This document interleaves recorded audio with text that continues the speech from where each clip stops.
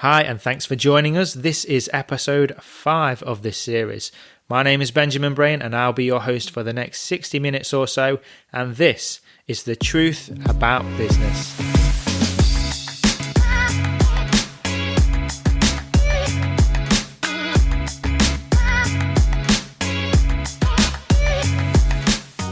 Welcome to The Truth About Business, where it's my mission to seek out real-life business champions to explore and share their challenges, setbacks, failures, and triumphs to serve as inspiration, motivation, and help other like-minded business people and entrepreneurs like us to fast-track our own business success.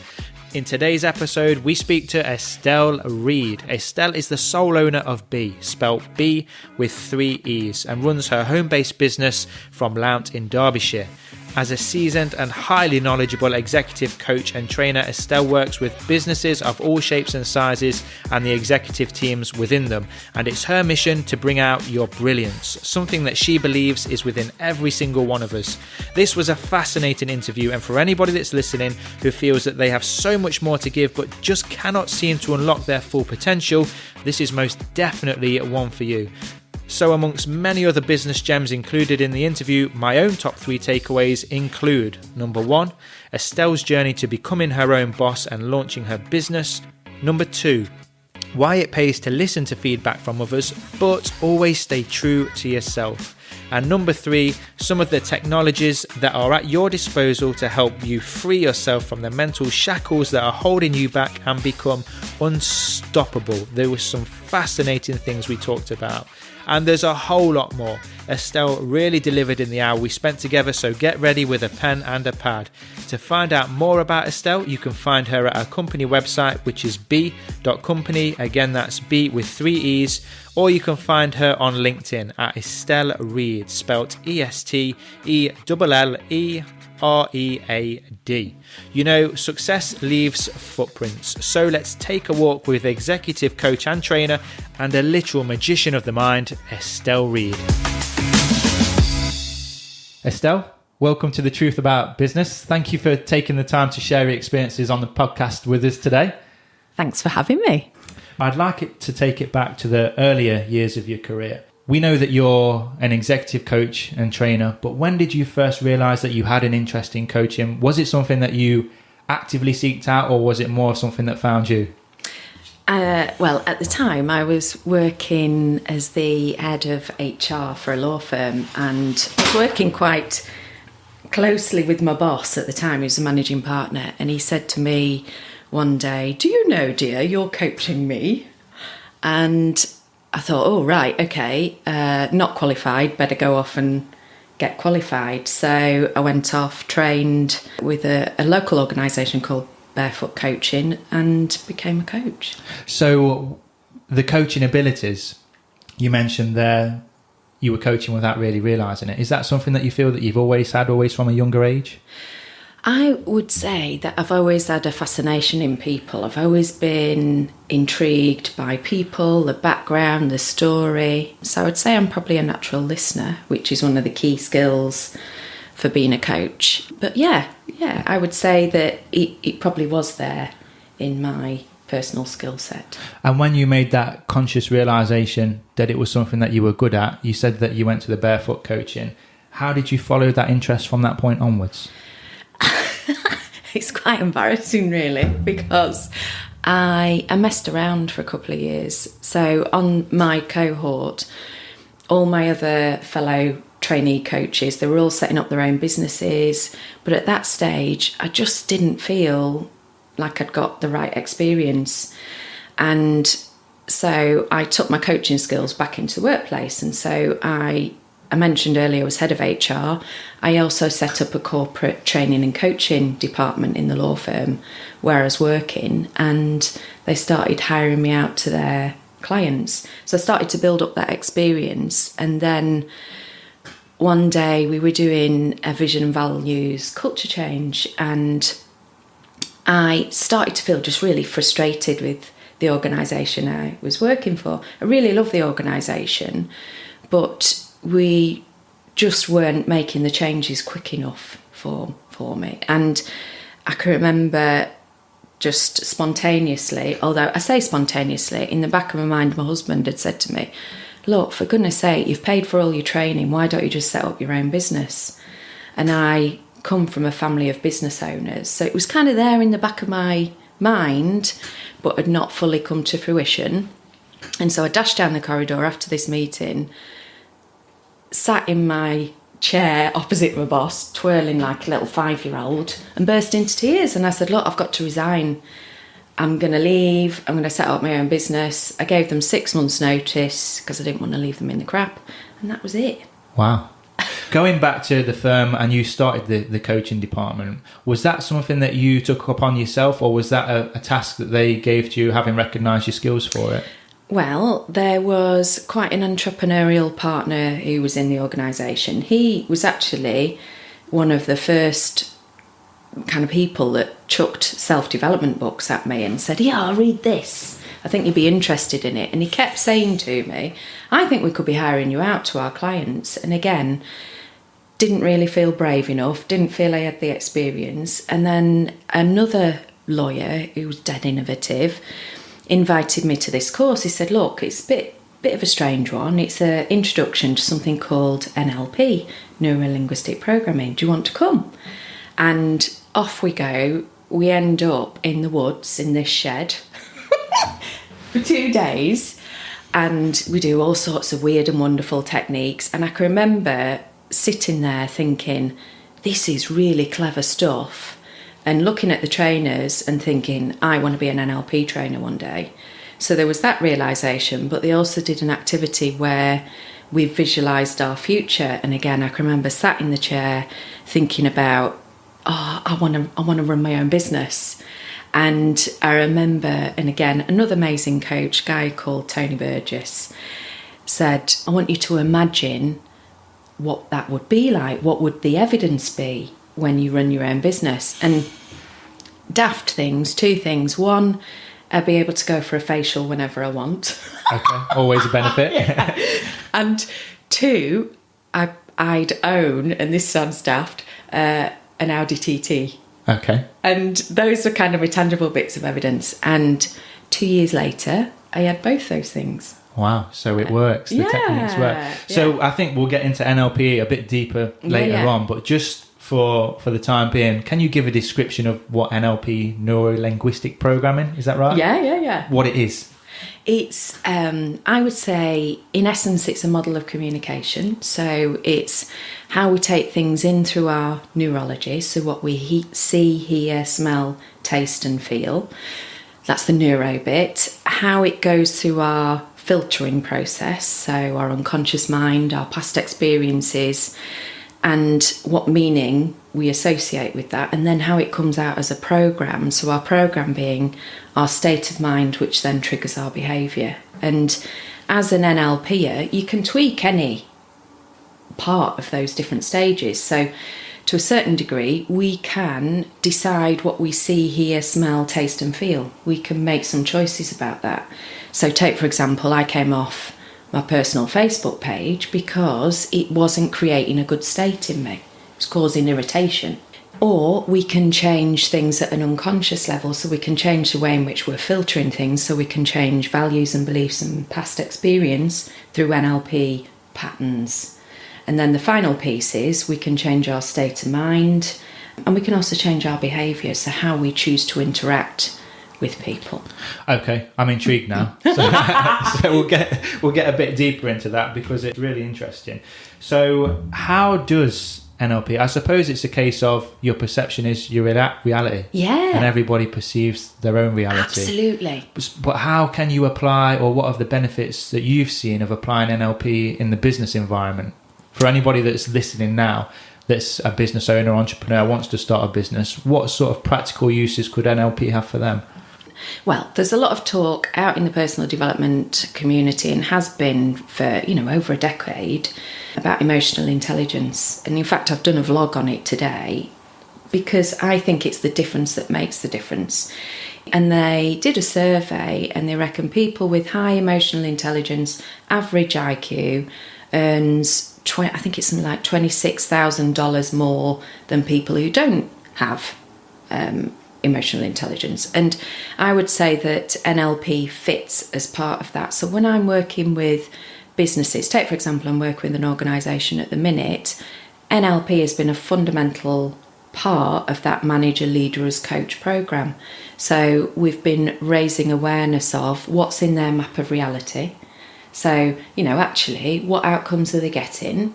We've also been raising awareness of what are the limiting beliefs, what are the values, what's important to them, and what results that's generating for them. And then as manager, leader, as coach, what they've been doing is challenging those beliefs and learning to also challenge the team members to go out and actually challenge their limiting beliefs. And they'll task them with activities that will get them to build up an alternative map of reality or different experience. So in turn, employees feel more engaged, they achieve more for the business, productivity goes up, all that sort of thing. But in essence, I would say the way I use the model, it's a really great model for raising awareness and for getting people in the driving seat of where it is that they want to go to, whether that's personally in a business or driving their business. And once somebody's experienced an NLP session, is that them fixed, or is it something that they have to continuously work at? Is it something that you have exercises in your own time you can do? Is it something that you have to come back to an NLP practitioner to keep stretching and testing the muscle? Yeah, I would say, one of the reasons I love the industry I'm in is that I think there's always scope for development, improvement, enhancement. And when I work with my clients, what I'll find is they'll make a step change. So we might apply a technique, we might apply an NLP technique, or we might use something called havening, which I'm sure we'll come on to a little bit later. But all of that enables them to make a significant shift. But just as I said to a client yesterday, I said, look, there's something that's occurred in my life just recently that's triggered me. And I thought, do you know what? I need to work on that. And I would say that with any development technology, such as NLP, such as havening, that you'll make a shift and then it'll be time to make another shift. And can you give us an example of an exercise that you might give to somebody who's looking to change one of the beliefs? So often what happens when clients come into my office, they don't come in and say, I want to change a limiting belief. And by the way, the overarching limiting belief pretty much for most human beings is I'm not enough, I'm not good enough. Interesting. And that's what it typically tends to boil down to. But as I say, people don't tend to come into the office saying I want to work on this belief. What they come into the office saying is I feel frustrated with something that's happened at work, I'm not getting the results I want. So take, for example, I work a lot with execs. Think about one of my execs, and he was getting frustrated around the boardroom table and had a reputation in the business for being direct and brusque with his colleagues, and sometimes wasn't getting the results that he wanted in work or in life. And so my first instinct, and one of the models I use, and it's an NLP model, is the nature versus nurture model of personality formation. So ages 0 to 7 is the most significant time in anyone's life, and we refer to this as the imprint period. So when we have a significant event that occurs in that imprint period, we form our beliefs, our identity about what we're capable of. But sometimes as kids we get the wrong end of the stick. So let's say, for example, someone's crap at maths and they don't do as well as they could do. That's one moment in their childhood. But then what happens is, because it's developed in the imprint period, they carry that through to adulthood. And they carry it through feeling like they're not good enough, and they then get re-triggered when they're in the workplace. And so my job is literally to go, right, okay, what's triggering you? I'll listen to the language, and often there's childlike language. So they might say things like, I'm not enough, or I've never been as good at. And my question, and if anyone wants to do this for themselves, the question would be to ask yourself, can you think of a time in the past when you felt you weren't enough, for example? And if you can get to an event, age 0 to 7 in your childhood, and we can get to the root cause, we can then, which is my other technology, is we can haven it away. Okay, so in that imprint period, let's say, for example, going back to your example of somebody being told or coming to their own conclusion that they're crap at maths, they then look for evidence throughout the rest of their life to support that, rather than looking to the contrary. So I suppose if you've got a set of scales and you've got the negative feelings and the positive feelings, people will look in maths for the experiences that add to the negative side. That's right. What they're doing is, and they don't do this at a conscious level, at an unconscious level, they're effectively collecting evidence that reinforces that limiting belief. But what's interesting, and again, with my clients, what I've found with limiting beliefs, it'll either drive people on and they'll go, do you know what, screw you, I'm going to prove otherwise. So somebody might even become an accountant because they were told they were crap at maths. Equally, what I see is that it squashes people and people don't develop and grow to the full potential. Hence why my strapline is bringing out brilliance, because it might be naive, but I honestly believe everybody has the potential to be brilliant in their own way. It's just a case of finding the key and removing the things that stop them from being brilliant, which often is inner stuff. So you've mentioned there that some people go on to succeed in spite, and some people don't because of that feedback. Yeah. Is there a clear differentiation with regards to mindset or behaviours or beliefs that separate those people that go on to be the accountants and the ones that are held back? I would say that what's interesting, and this is, going back to Facebook, and one of the things that fascinates me is how, and I don't know if you remember being at school, how the cool kids or the intelligent kids or the popular kids... I was obviously one of the cool, popular and intelligent kids, all three. Yeah. I was one of the thick kids, I'll be honest, and that was my own limiting belief.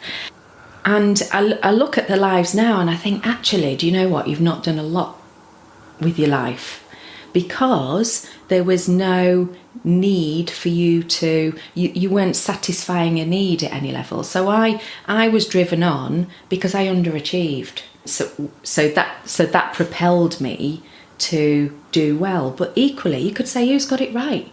Do you know what I mean? I know I've overworked in the future equally because I propelled myself too far. Whereas, those kids that were self-assured, comfortable in their own skin might, in some eyes, be leading a life that's a bit bog standard. But again, by whose definition? Because they're in their comfort zone, so they feel no need to do anything about it. They're content. Yeah. But again, one of the things I'll talk to my clients about is what I refer to as towards and away from values. So again, when we have intense, positive, repeatable experiences, we want more of that stuff. So for example, I was given a lot of freedom as a kid, which enabled, or not enabled, made me want more of it as an adult. Hence why I run my own business and I'm a bit of a bossy boots. And so that's what we refer to as a towards value, but equally we can have away from values which drive our behaviour in a different way, which is where we can overdo things. And I've given the example of underachievement, so then overdid achievement later on in my career and had to kind of bring it back in to balance. Yeah, it's interesting because I can't remember who I was reading from or watching a video from, but it was something to do with the fact that they were successful and actually they started off in poverty. Yeah. And despite all the other things that come with living in poverty, it was one of the best things that happened to them, or having those circumstances, because that's what drove them to become successful. And like you say, with the cool and the popular kids at school, once you're in that comfort zone, you feel no need to really come out of it. So yeah, really interesting. Okay, so I was going to save this for later, but you've already mentioned it, and the conversation so far is fascinating me. So you've mentioned your other technology here to help improve performance, havening. Yes. Can you give us a summary of what that's about? Yeah, sure. It was invented it's a new technology actually. So when I qualified, which was about 4 years ago, there was only 50 of us in the country. So that's how new it is as a technology. And how did you find about it back then? Again, my lovely coach, Tony Burgess. Right. He's always at the forefront of things that are new and different, and he put on a couple of days introductory course, And I thought, you know what, I've got to learn this as well. And it was invented by a guy called Ron Rudin. He's a neuroscientist, American doctor. And they invented it for people coming out of, war veterans, people with post-traumatic stress disorder, and originally rolled it out to medics and the like. And then eventually they realised that it could be used in a broader community, hence why they started developing Havening Practitioner. But it involves clients. So, I've referred to, when I do my work with clients, I get them to track back to their earliest childhood memory. And again, you can use NLP for this as well. But one of the things I love about Havening is it's so simple. It's that simple that my daughter has havened people at school. Okay. Oh dear, do you need havening for that? She'll use it. But the way it works is literally you think about the event, and you only have to think about it very briefly, and then your neural pathways live for 7 minutes where that event is encoded. And as you think about it, you've got some receptors that come out on a postsynaptic neuron. Whilst those receptors are out, the memory is live and our body is starting to experience the emotions that we experienced back then. What we do as Havening practitioners is we distract the client. So even though the client is triggered, we might get them to count something pleasant. Or the way I use it is I will get the client to talk about the goals or some other business objectives. So we're focusing on something else whilst we're using the Havening technology. So they think about the memory. We've got 7 minutes to then work on that memory. And the way that we work on it is we rub our hands, or you rub from shoulder to elbow, or you rub your face. And what they've discovered is this produces serotonin and delta waves. And then that triggers something called calcineurin, which gets into the receptors, which are retracted, which means the neural pathway just becomes defunct.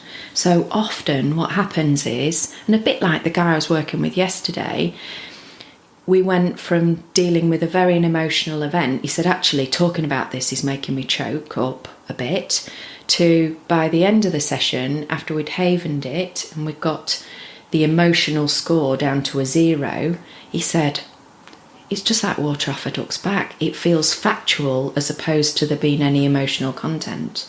And again, the ultimate aim with Havening is if the client isn't being triggered, so emotionally, the behaviour changes. And again, I will say to clients, it feels like cheating, because they'll literally, we'll haven stuff away, we'll come back next session, I'll say, right, how have you been in the boardroom? And they'll say, do you know what?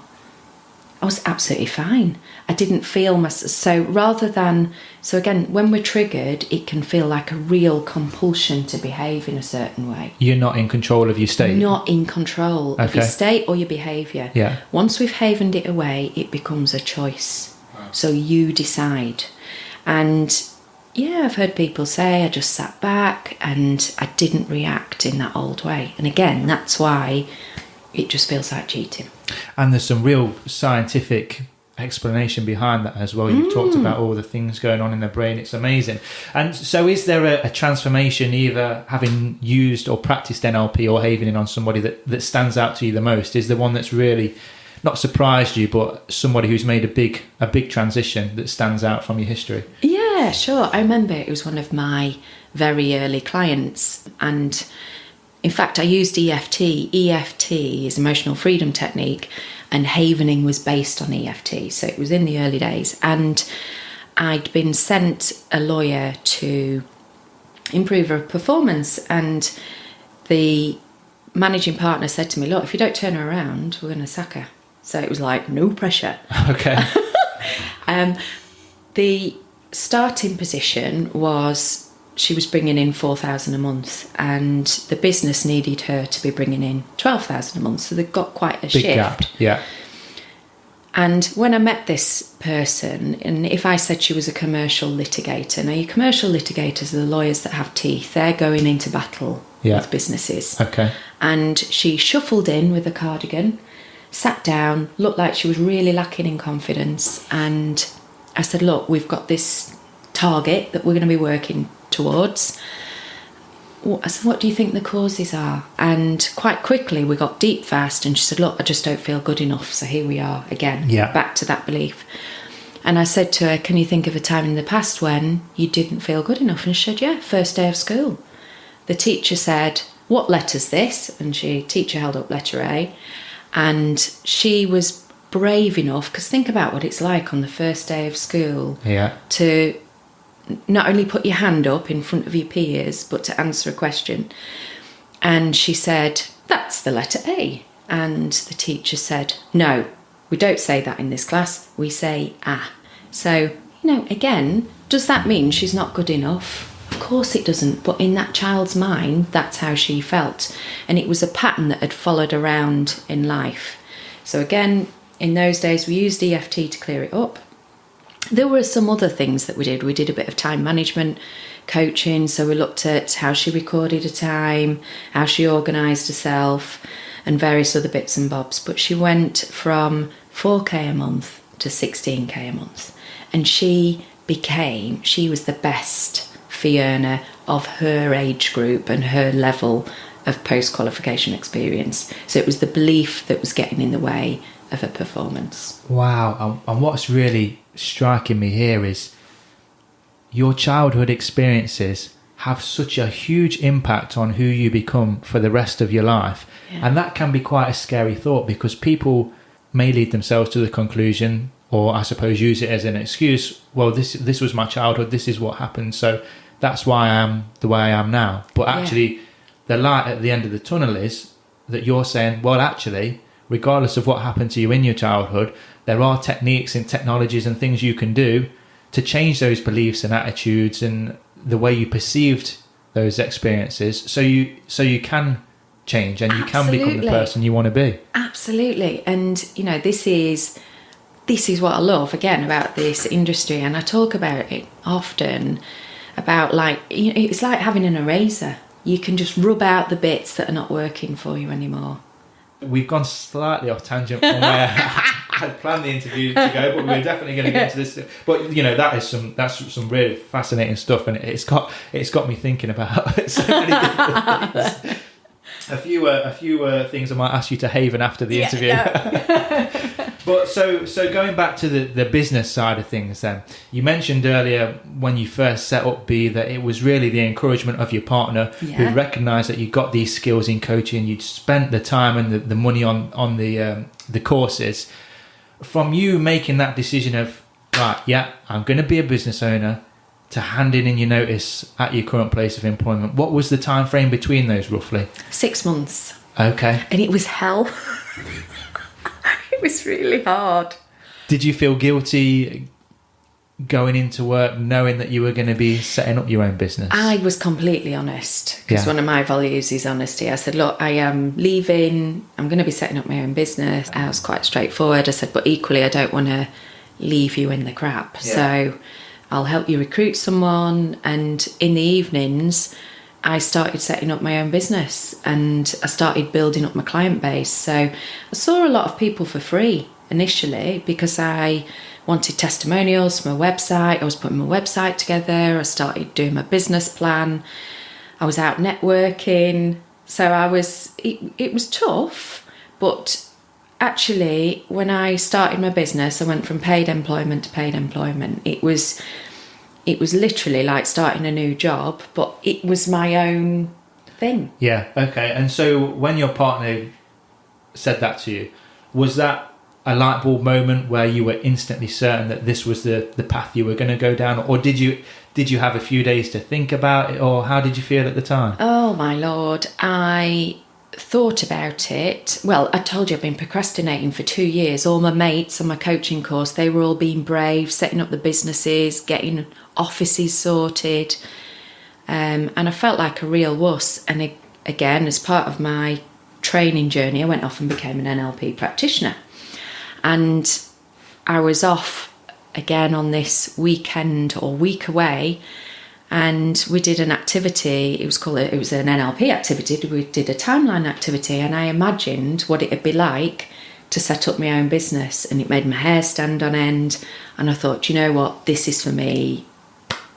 this is going to happen. So to begin with, it's really important to have that vision of where you want to be in the future. That's what gives you the excitement and the motivation to make it happen. Absolutely, yeah, absolutely. In fact, I was writing about it this morning in my book, in talking about visioning and the importance of it.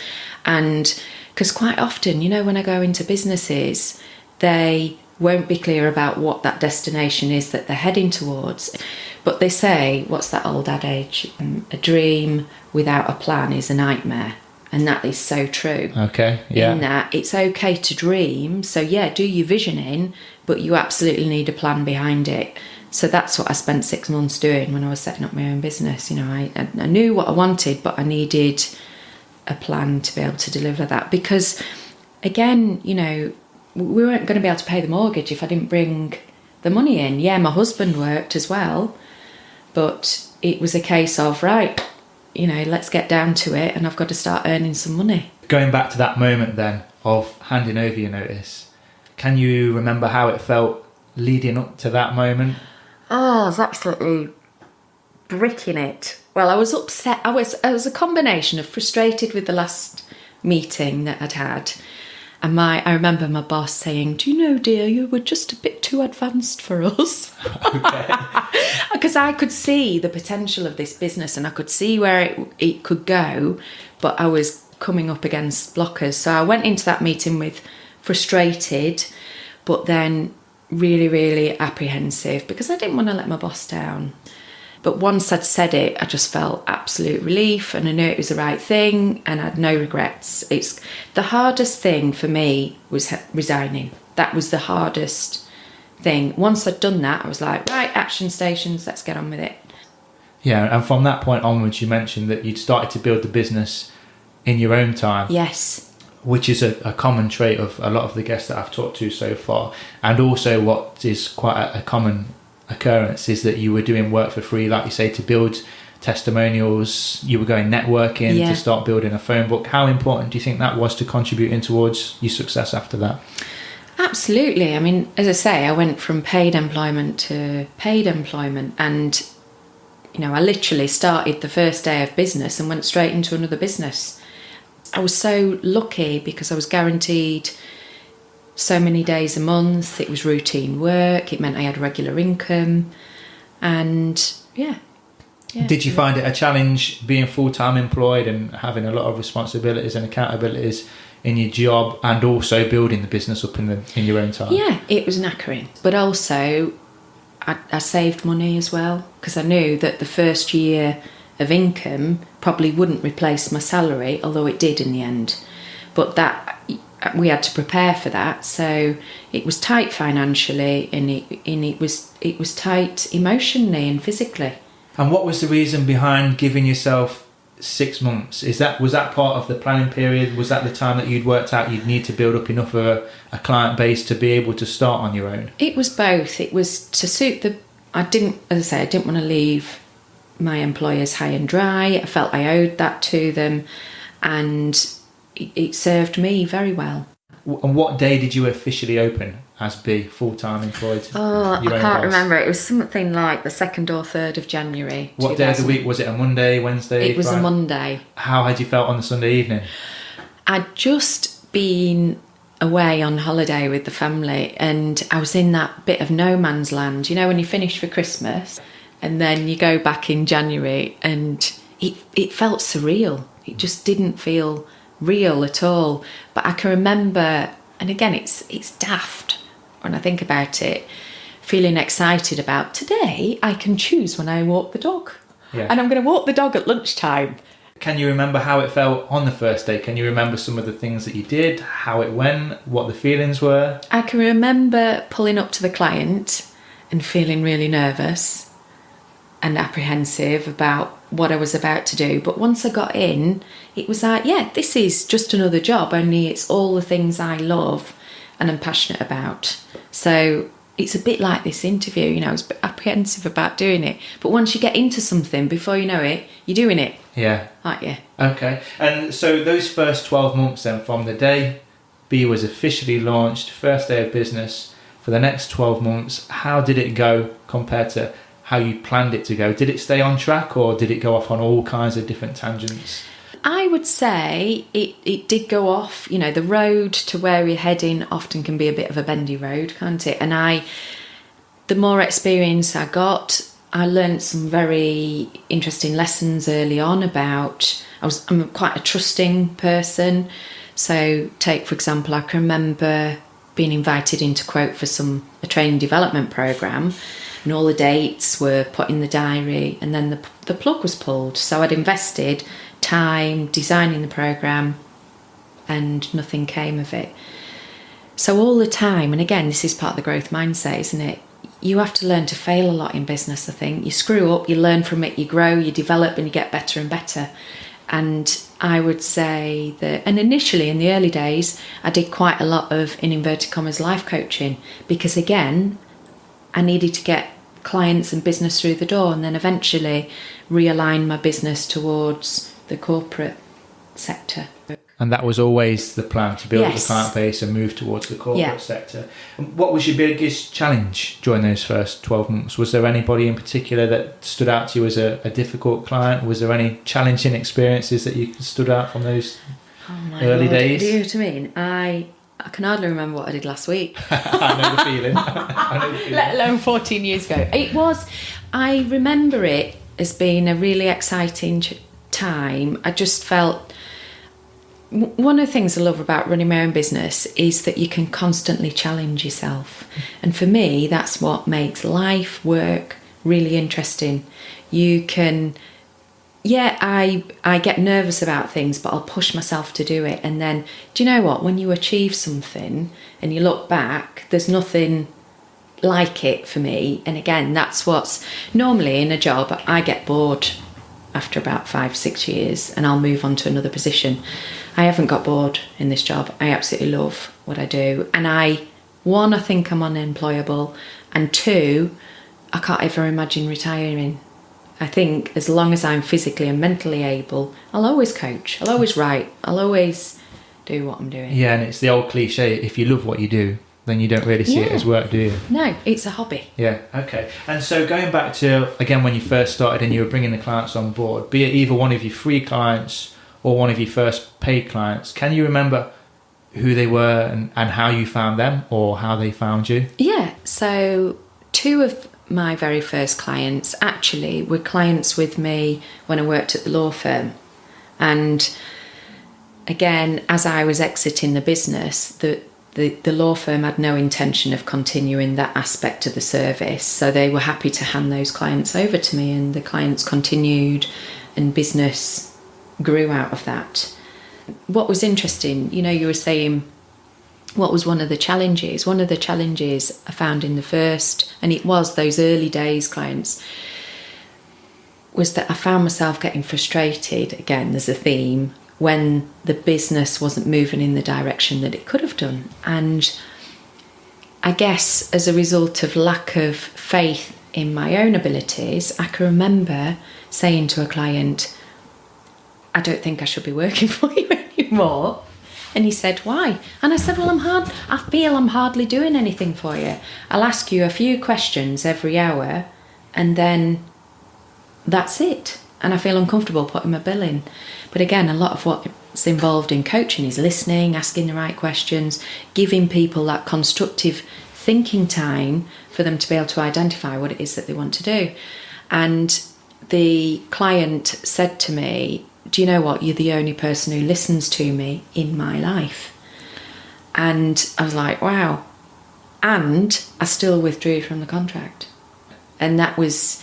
It was ridiculous. It was regular, guaranteed money, but I didn't feel like I was making a difference because, again, the organisation wasn't moving in the direction that I could see. Okay, so with hindsight then, which is always a wonderful thing, still bearing in mind that you felt at the time that the client wasn't right for you, do you think that it's important to say no when you're beginning?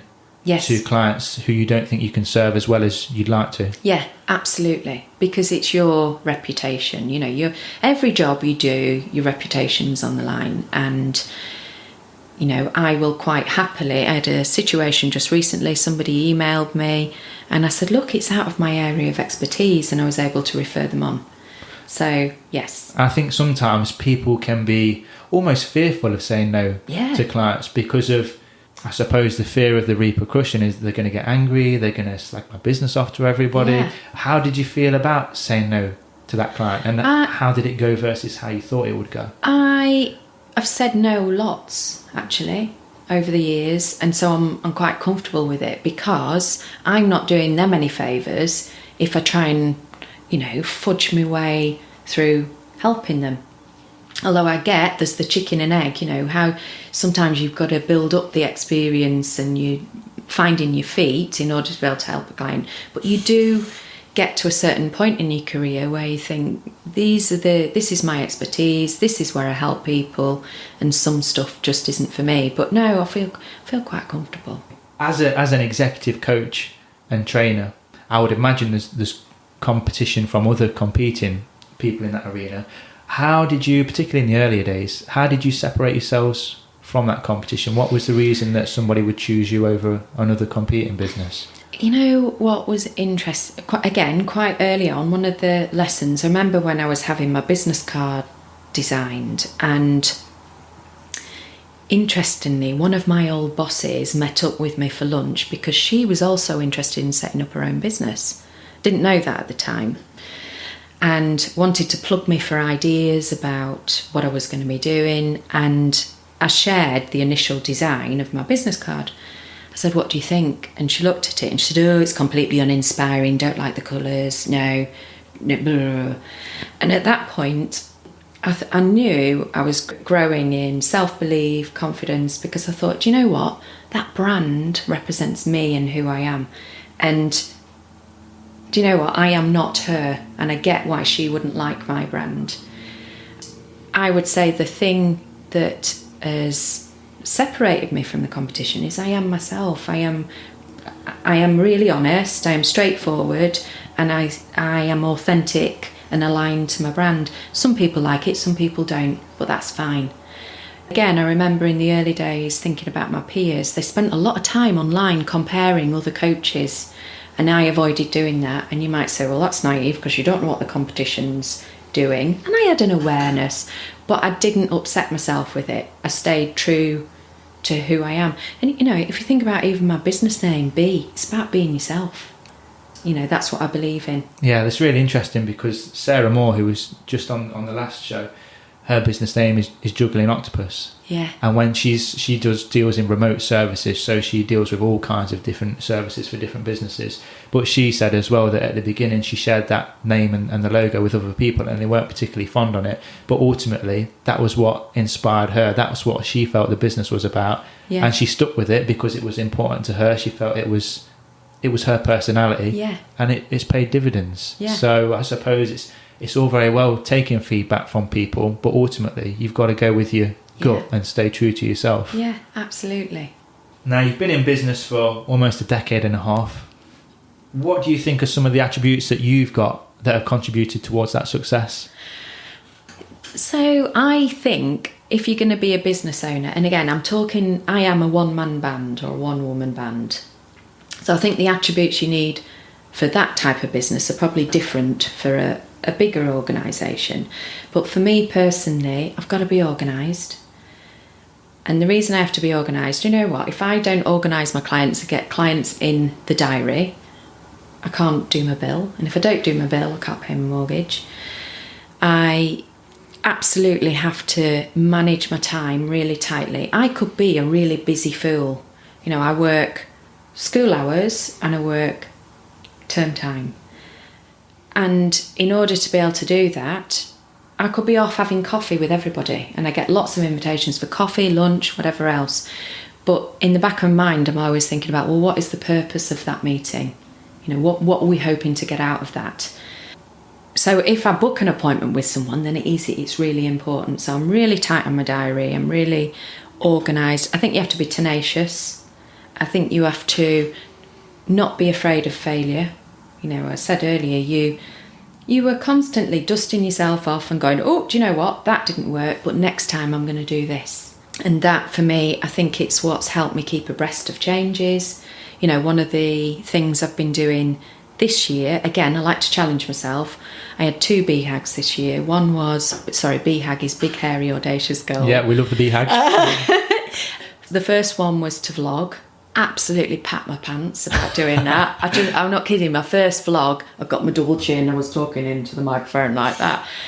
I had no idea what I was going to say. It was just absolutely cringeworthy. So that was the first thing. And then and again, the method in the madness. I'm thinking about bigger picture. I'm thinking about where I want to take my business in the future. You know, I want a broader coverage. I want to be doing more internet-based coaching, Zoom coaching, that type of thing. And then the other thing was to write this sodding book that I've been writing. I kid you not, on my shelf there's a writer's book from 2009, and that's how long I've been trying to write the damn thing. But it's going to be a great book. It's going to be a great book, and it will be launched next year. Well, there's a few things I'd like to dip into a bit there, so I'll see if I can remember them all. But firstly, you've mentioned that you are your own business. How or what are some of the advantages of being in a business where it is just you? Well, you're completely in control of your brand. So everything you put out there, you know, anything on social media, your interactions, your customer service, you know, chasing the money, all of that, you are in charge of that. And if you like to be in charge of your own destiny, I would say that's a massive advantage. Okay, but there's also, I suppose, a lot of pressure on your shoulders. You have to wear a lot of hats. Are there any disadvantages that stand out about being a solo business owner? Yeah, absolutely. Years ago, I remember my husband took voluntary redundancy, and it was at the time of the recession, or credit crunch. You know, husband said, yeah, I'll take the package. Credit crunch hit a few days later. Good timing. Yeah, it was like... And we had a baby on the way. So it was real pressured time. Anyway, long story short, he came into beee for about 12 months during that period. And it was really weird in that all of a sudden I'd got to adapt my systems to suit my husband, and I didn't really like that.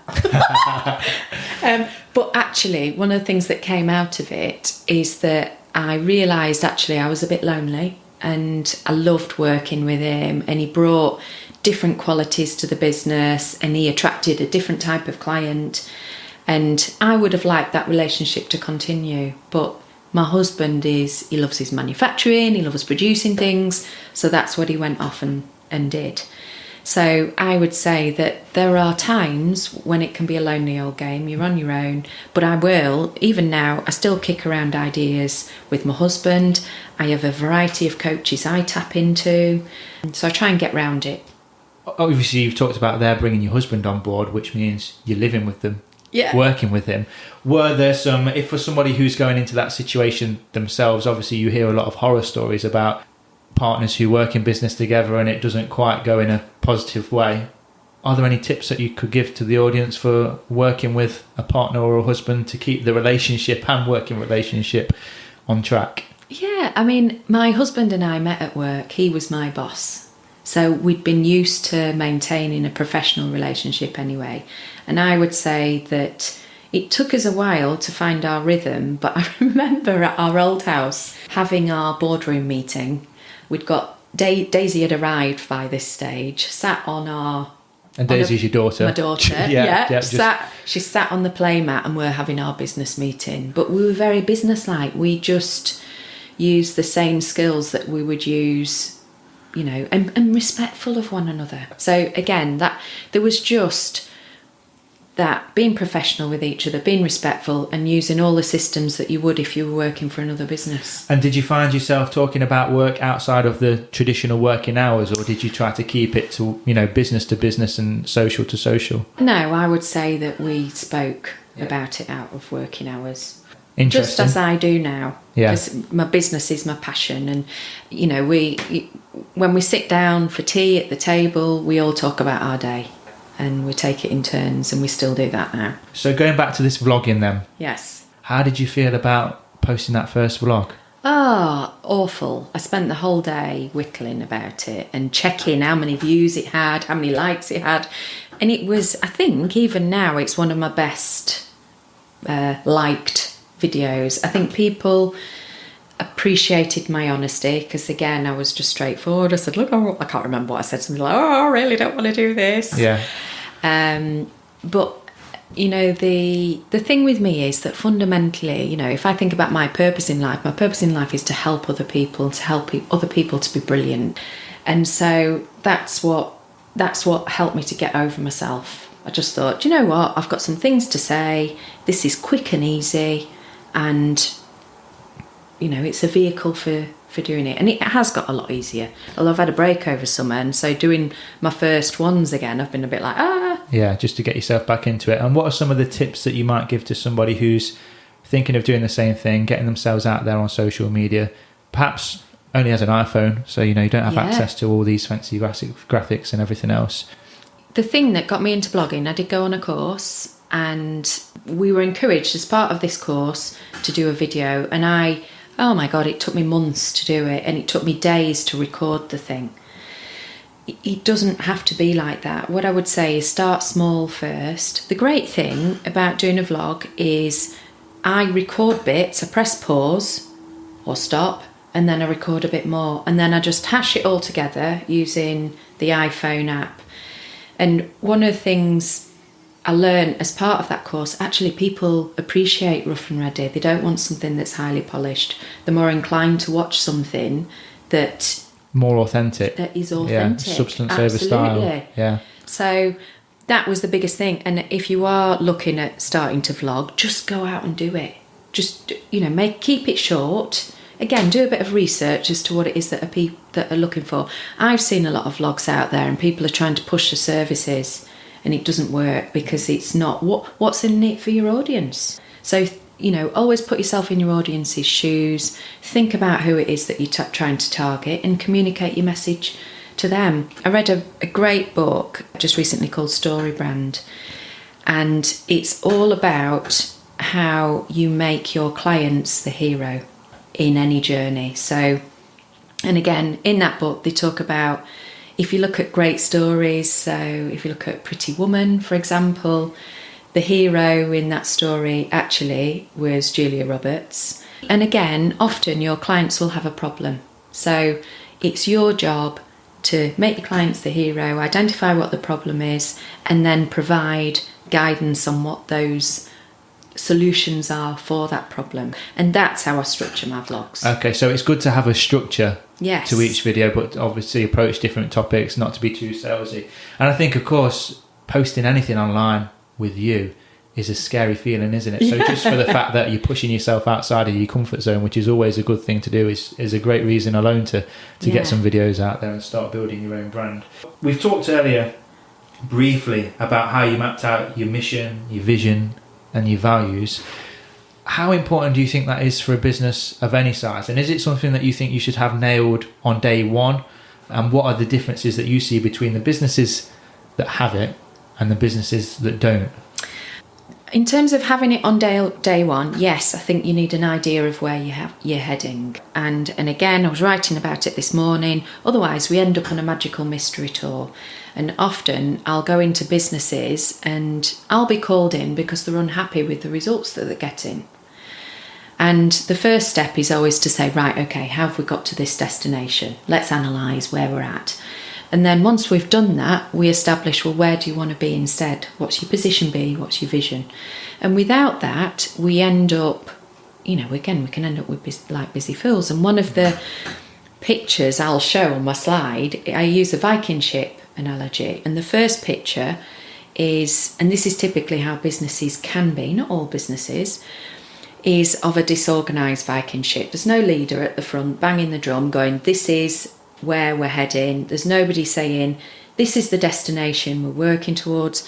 You've got some people moving the ship with a shield. You've got some people leaning over the edge of the bridge, of the boat, sorry. So they're not a coordinated vessel heading towards a destination. And then I show them this beautiful Viking ship where you've got the leader at the front, very clear of the direction of travel. They know what the destination is.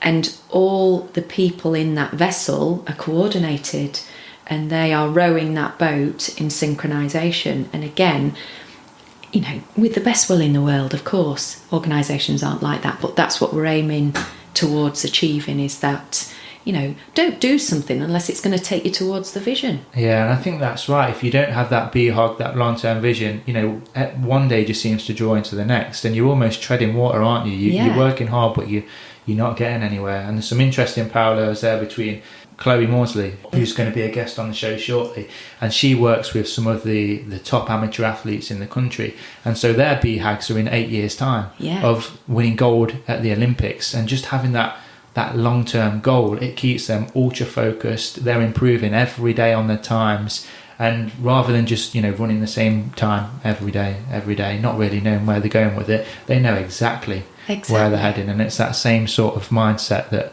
works well for businesses as well. Yeah, I remember one of the very early vision boards I did, and at the time I was running something called the Enabling Excellence Programme, and one of the days was spent identifying what these business owners wanted as part of their vision. And we do two things. One, we'd identify, well, actually, let's write down what the vision is, but if we're going to access left and right hemispheres of the brain, we also have to draw as well, because the brain processes pictures 60,000 times quicker than it does anything else. Okay, so would you say then, just as before we move on, for example, I've got my own vision book. Yeah. And for some of those, I've printed the images off and cut them out. But would you say it's better to take it to that next step and actually draw it yourself, because you're engaging both sides of the brain? Yeah, it's an added layer. Right, okay. Because again, in the early days, I used to get people to cut stuff out, but actually taking time to craft what it is that you want. And again, I remember, so the delegates felt quite vulnerable having to draw something because they'd not picked up crayons since perhaps they were at school. So I shared with them my vision board, and on that vision board was a picture actually of this house, which at the time seemed like a massive, unachievable thing. And then we'd been living here. I think I showed you the picture, didn't I? Absolutely, yeah. For anybody that wants to see actual proof of this working, the picture that Estelle has drawn is almost identical to the property that you're living in now, which is, it's amazing to see it in real life, not just hear about it in books and hear people talking about it, but to see how that image has actually taken life and it has become your reality is mind-blowing.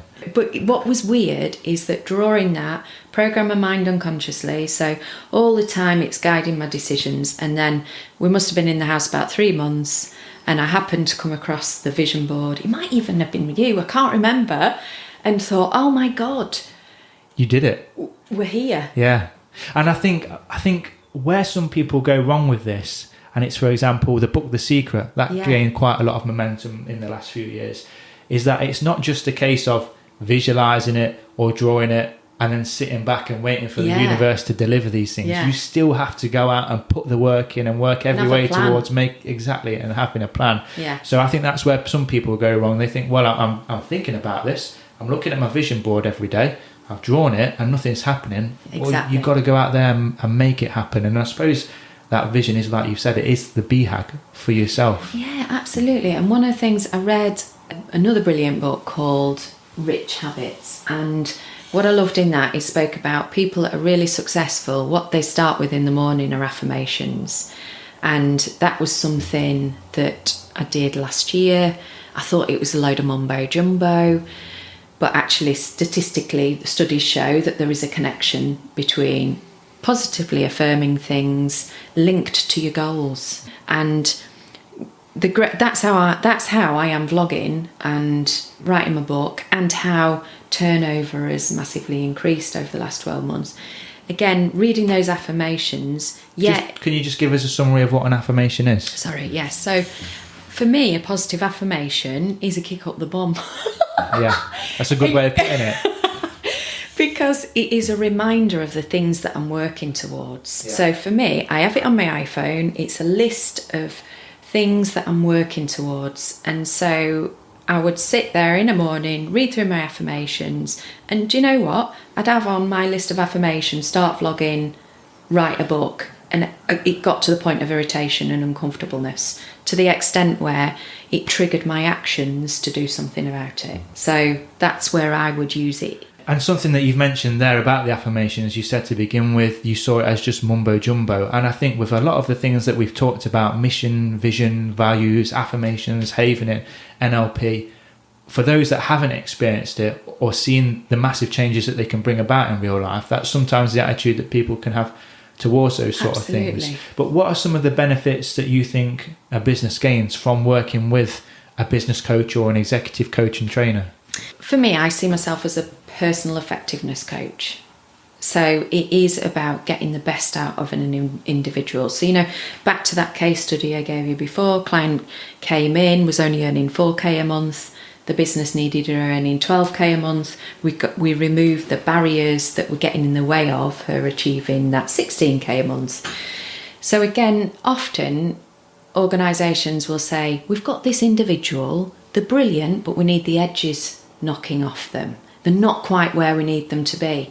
And so that's where they come to me. We unpack what are the things, what are the barriers to this person's performance. We then cheat, use techniques where we can do, or we come up with a plan that gets them to go in an alternative direction. I suppose it is like playing a PlayStation game and having the cheat codes really, isn't it? It is, yeah. And as we've seen from the case study you've talked about, it can make a phenomenal difference. Absolutely. Sometimes, almost unbelievable.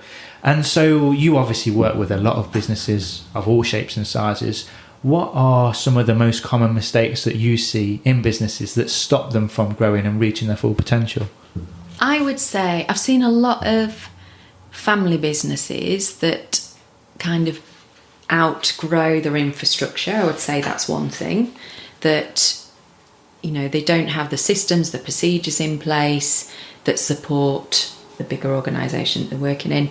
I would say not having great leaders is a real issue. You can make an organisation flourish, or you can completely crush an organisation with a shoddy leader. I've heard, we talk about blame cultures and all that type of thing. However your leader behaves, that behaviour then filters down. So the business is a reflection of the person at the top, yeah. And what's interesting sometimes is that leaders will call me in to fix their employee, when in actual fact they need to be holding the mirror up to themselves, because they are driving that behaviour as well. Yeah, it must be so interesting to have that outside perspective, coming in with fresh eyes to look at a business and actually see where the real problems are versus where a leader thinks the problems are. Yeah. So do you think then, I'm thinking of 1,000,001 different questions here, so we could be here for a while, but I'll try and keep it short and sweet. Do you think that great leaders are born, or do you think it is something that you can develop in? I think leaders can have natural traits which make them a great leader. What are some of those traits? I'm looking at my husband, or I'm a picture of my husband. He, for me, is my most inspirational leader, and he was a great leader because he trusted me to get on with things. He challenged me, he pushed me to do things that I wouldn't ordinarily do. And, because he trusted me and he pushed me, that made me believe in myself. And then it becomes a self-perpetuating cycle, because then what you do for your team is that they're empowered, they're enjoying the job, they can see where they make a difference. Yeah, and there's a lot of talk now, the word coach, again, that's been a word that's gained a lot of traction in the business community, and the train of thought now from most professionals and speakers and coaches, etc., is that as a leader of a business, you should also be a coach. What are some of the attributes that makes a good coach within a business? So when I do my manager coach as leader program, we look at all the different styles of leadership. Being a leader as coach is just one of those styles. So we talk about adapting our styles to different contexts, and it's being able to identify when you need to put your coach's hat on. So we use our coaching hat when we're looking to grow and develop someone, but also from a leader's perspective, do you know what's in it for you? Because again, one of the things I see in organisations is that the leader tries to be in control and do everything themselves, and that's what makes them fail and go under and get stressed, and again, sometimes end up in that chair. So being able as a leader to delegate stuff, So we talk about passing monkeys back. So when you manage a leader as coach, what you do is employee comes to you, dumps a problem on you. Your job as manager, leader as coach is to push the monkey back to them and get them to identify their own thoughts, solutions, ideas to that problem. So it takes the burden off the leader, but it empowers the individual. And again, you get an upward spiral in terms of performance because we all prefer our own medicine. We want to implement our own ideas, our own solutions, not be told what to do. And so we've talked about how businesses can hold themselves back. You obviously work with a lot of executives, high performance people. What are some of the things that you see that most hold these people back from reaching their full potential as individuals? There are some typical traits: perfectionism, overdoing things, which wastes a lot of time, control. So not being able to relinquish control to the team. You can't do everything. Not being able to manage your own state of mind. Again, your state of mind will influence the state of mind of those around you because we have something called mirror neurons that fire. So one of the things that makes us human is being able to detect what an emotional state another person is feeling, and we feel that ourselves. So if you've got a stressed out leader, they're going to be leading stress in the rest of that organisation. Yeah, I suppose it's like this. It only takes one person in a bad mood to massively impact the rest of the people in that room. We talked about high performance executives there. In that high performance world, what do you think separates the high performers from those who aren't? Is there a particular mindset, skill set, series of beliefs? I think ultimately, and there's a guy I'm working with at the moment, and I've worked with him for quite some time. He kind of uses me to offload. He'll go, this is what's triggered me during the month, sort me out, and then off he goes. And one of the things he will say to me routinely is, I feel balanced. And the reason he's ended up at that balanced position is that not only is he working in line with strengths, because again, sometimes we can fail a lot because we're not aligned to our strengths. He's aligned to his values. He knows what's important. When we're aligned to values, we feel really great feelings, joy, happiness, satisfaction. When we're not, we feel all the opposite. We can feel stressed out. He's aligned to purpose. He's not trying to do something that he wasn't put on this earth to do, but also we've removed the things that were dragging him down and making him sink, which was that baggage, the limiting beliefs, the stuff that was holding him back and not making him as efficient and as effective as he could be. So typically these sort of feelings and these sort of limiting beliefs that you talk about with executives, how open do you feel that people are in talking to these issues? Is it something that they're readily open to talk to you about, or do you have to sort of tease it out until they're eventually telling you what you need them to tell you? 9 times out of 10, and again, this relies on the experience of the coach. You can get deep very quick, providing they trust you. And again, that's why I see clients at my office, because they've got, that safety to say what they need to say. And often, bless them, people will say, male and female, they'll say, oh, I'm telling you things that I've never told people before. And that's because I agree to confidentiality. And sometimes people will say, oh, I feel really embarrassed, I feel ashamed, or whatever else. Like for me, that's my commodity. And I've heard these walls, I feel privileged to have heard so many stories. And it's my commodity because it helps them to get better or to improve the performance. Because if we can get to root cause, which again is often in childhood, and clear it up, their work and life will be better. And so the first step is actually finding somebody to talk to. Yeah. So we've mentioned earlier you're in the process, fairly long process, of writing your book. Yes. What was the motivation behind you starting to do that? Is it leading you towards one of your own BHAGs? Yes, it is. Yeah. So I've hinted at that I want to kind of spread the net. My business is very East Midlands based. It is for a reason. I'm a real home bird, love being at home with my family. But longer term, when my husband retires, we want to be able to live and work somewhere else in the UK. So in order to be able to do that, I need to spread my net a bit further. But also, I really enjoy coaching clients via Zoom or Skype these days. So writing the book, yes, it was personal ambition, but it was also part of the overall strategy. What's been some of the biggest challenges that you've faced so far in writing the book? Because I can imagine there's going to be a fair few people out there that have had the brainwave, right, I'm going to read a book, and never actually launched it yet. Or similar to yourself, it's been on the back burner for years and years. Yeah. What are some of the challenges you've seen so far? So I recognise that I have a bit of a pattern where I think, I can't do it, a bit like setting up my own business. And then I reach a point of, actually, do you know what, I am going to do it. But I think the reason, well, there were a variety of reasons why I'd failed up until that point. I'd got limiting beliefs about what it meant to write a book. I thought it was going to take time from my family.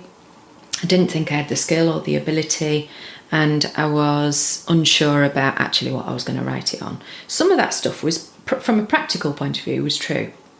Once I got over myself and I worked out when I was going to write, so Monday is my writing day, so there were practical things that I needed to sort out, but I got myself a book coach, and she is amazing. A lady called Debbie Jenkins, shout out for Debbie Jenkins.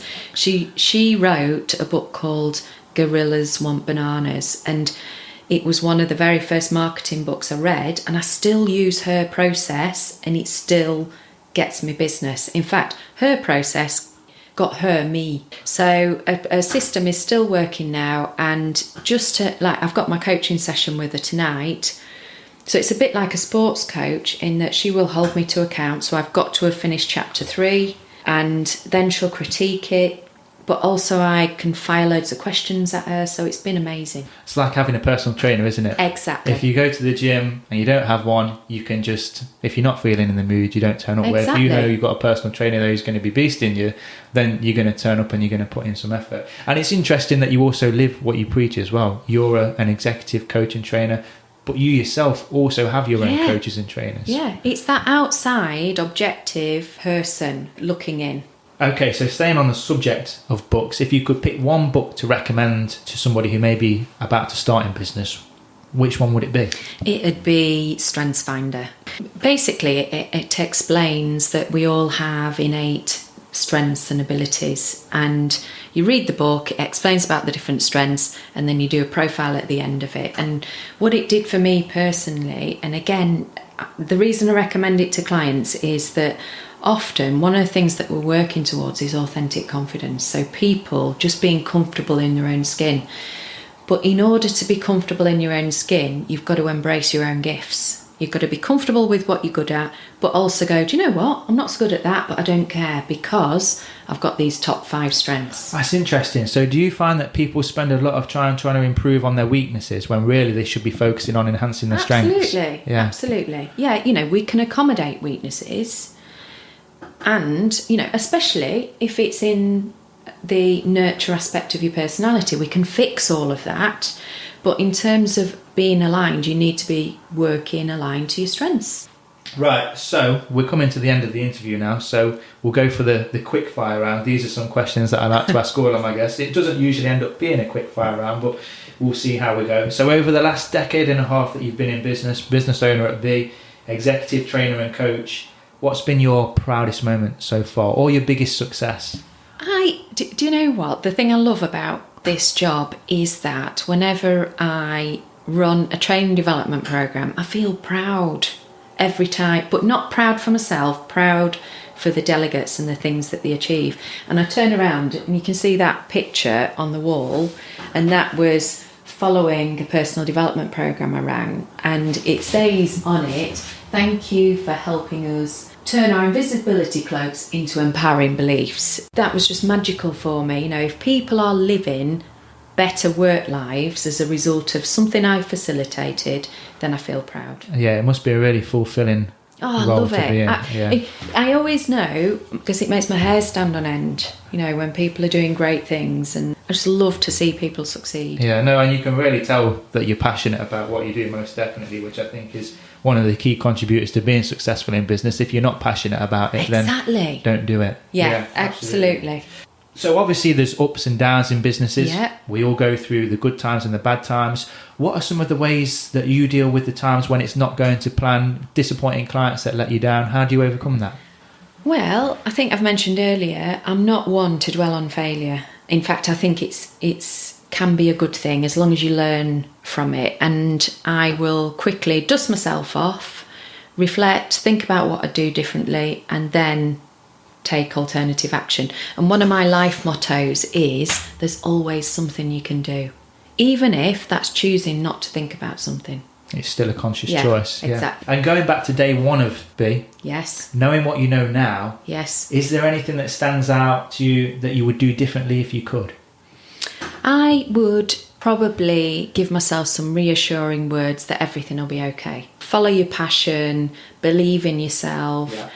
You know, I think, you know, exactly as you said, as long as you're passionate about what you do, how the hell can you expect someone to buy your service unless you're passionate about it? And so, again, if you're in line with purpose, values, strengths, you know, you're going to succeed, in my view. Real words of wisdom there, because, you know, you hear the two trains of thoughts. There's the side of things that says, follow your passion. Don't worry about generating an income. You know, as you've done, you can build things up in your own time, so the income eventually comes. But if you're passionate about it, you will find a way. And that's the far better journey to follow, rather than trying to force yourself into doing something that might generate some income, but really you're not truly passionate about it. Because when times get tough, I suppose you're not going to have the motivation and the inspiration to keep slogging through. And, you know, I always think with income for me is just a byproduct of what I do.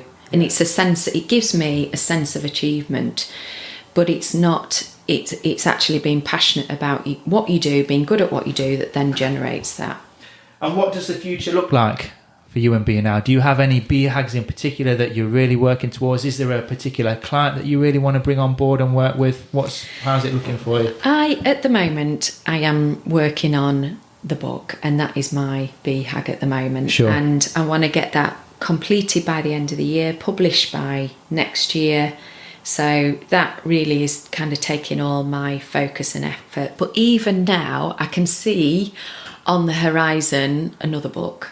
So I'm already starting to think about that. I'm going to be setting up my own publishing house. Wow. So again, I can all kinds of good things going on there. Yeah. But also one of the other things that I aspire to do is, there's only me in the business, so there is a limit to how much I can generate, and I'd like to start generating a bit of passive income as well. You know, I've got so many courses, so many programs that I could put online, and just need to get my finger out and get it done. Obviously it has been a conscious decision to stay as you in the business. Yes. Do you have any aspirations to bring other people on board, or no. Is this the way that you want to run it? This is your thing? Yeah, and I know when I started my business, there's a lot of pressure to, you must empire build, it must be this massive thing, and that's what I thought I should do. And I remember talking about franchising and all that type of thing. That wasn't me. I love what I do, and my thing in life is, as long as I've got enough financial freedom to do what I like, and we have a great life, then I'm happy. Because what I've discovered is that when I overwork, I don't enjoy my job. And so as long as everything's in balance, we've got enough, I am a happy bunny. What's the name of the book? Do you have a title for it yet? Yeah, I do. We're all in suspense. It's called Inner Brilliance, Outer Shine. Okay, very nice. And my final question for today is, if people want to find out more about you and the services that you provide at B, how can they find you? So you can find me on LinkedIn, Estelle B, and B is spelt with 3 E's, by the way. And I do a regular Thoughts on Tuesday. I've just published one today, so look out for that. You can also find me on Facebook. Again, it's Estelle B, spelt with 3 E's. I'm on YouTube, and I'm also on Twitter. Web address? Web address is all the W's, and then it's B, spelt with 3 E's, .company. Okay.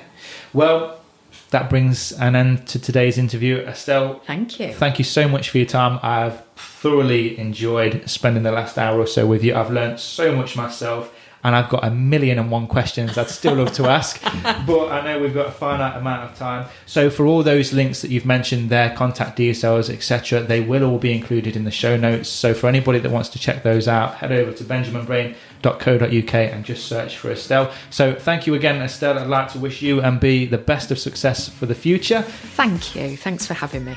And thank you for listening. Look forward to catching up with you all on the next episode of The Truth About Business.